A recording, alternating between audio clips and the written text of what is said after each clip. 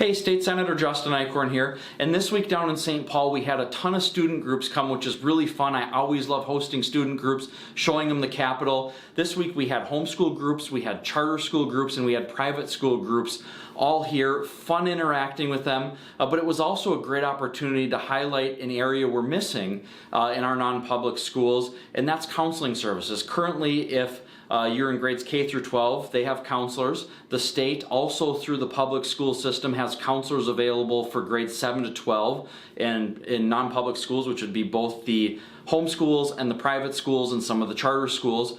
But what was missing was our BIE schools, the Bureau of Indian Education schools. They weren't being able to tap into those same resources, and some of our young students, our youngest learners in grades K through 6 weren't able to tap into that resource either. So the bill I heard this week had a very favorable hearing in our education committee, was to open that up so that we would have the same opportunities for counseling services for all kids, whether you're in the public school, the private school, the charter school, the home school, or the Bureau of Indian Education school. All of our Minnesota students matter, so when we do things in education, it should be equal funding for equal amounts of kids. So, good proposal, very favorable hearing. I hope we get it included this year, but we're trying to do things everywhere we can to make sure everybody in Minnesota, every student in Minnesota has the same and equal opportunities.